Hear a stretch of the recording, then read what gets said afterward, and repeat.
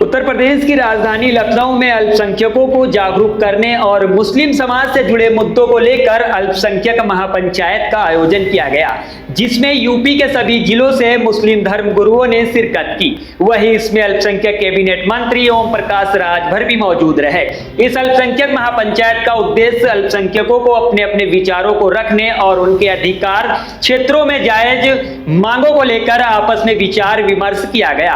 वहीं ओम प्रकाश राजभर ने कहा कि सरकार ने हमें अल्पसंख्यक मंत्री बनाया है, जो भी लोग हमारे पास दिक्कत लेकर आएंगे उसे समाधान किया जाएगा। आप भी सुने क्या कहा। समाज और प्रदेश तभी तरक्की करेगा जब उसमें शिक्षा होगी। हमारे तमाम महापुरुषों ने इसी बात को कहा है, चाहे वो गौतम बुद्ध जी को हम ले लें, उन्होंने बुद्धम शरणम गच्छामि, धम्मम शरणम गच्छामि, संघम शरणम गच्छामि। वही बात महात्मा ज्योतिबा फूले ने कही कि सबको शिक्षा एक समान। वही बात छत्रपति साहू जी महाराज ने कही, वही बात बाबा साहब डॉक्टर अम्बेडकर जी ने कही कि शिक्षित हो, संगठित हो, संघर्ष करो। किसके लिए संघर्ष करो? अपने अधिकार के लिए, अमन चैन के लिए, भाईचारा के लिए।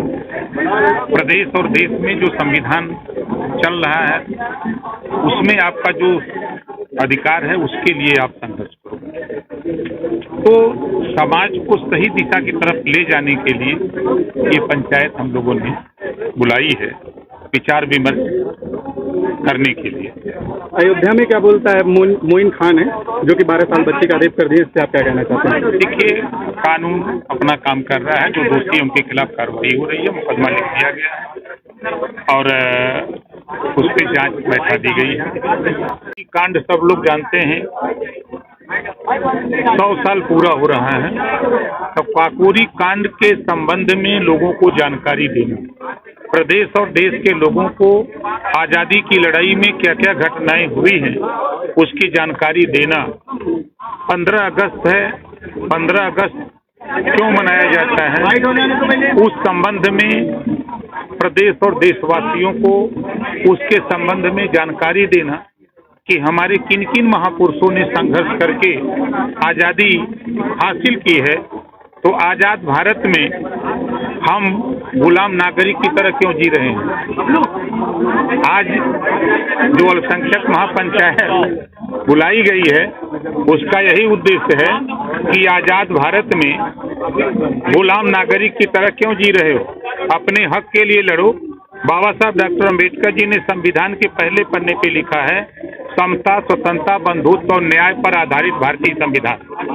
जब तक आप संविधान को नहीं मानोगे, संविधान के दायरे में काम नहीं करोगे, तब तक आपको न्याय नहीं मिलेगा। सर, जिस प्रकार मंत्रालय लगातार मंत्रियों की और विधायकों की बात नहीं सुन रहा है, क्या लगता है कि आपको जो विभाग एक न्याय दिला पाएंगे? किसकी कौन नहीं सुन रहा, लेकिन राजभर जी की सब लोग सुन रहे हैं। एक उदाहरण बताइए जो हमारे यहाँ गया हो और जाने के बाद उसको 90% लोगों को हम न्याय दिला रहे हैं। 90%, बल्कि वो आगे भी बढ़ गया है। हमारे साथ तो ऐसा नहीं है। आज की बैठक में मंत्री जी जो अधिकारी मौजूद थे उनको किस तरह के दिशा निर्देश दिए गए हैं? फिर मैं कह रहा हूँ, जो काकोरी कांड हुआ है, काकोरी कांड 100 साल पूरा होने जा रहा है, उसी संबंध में कि काकोरी की घटना क्यों हुई, किसके लिए हुई, उसकी पूरी जानकारी प्रदेशवासियों को, देशवासियों को देने के लिए।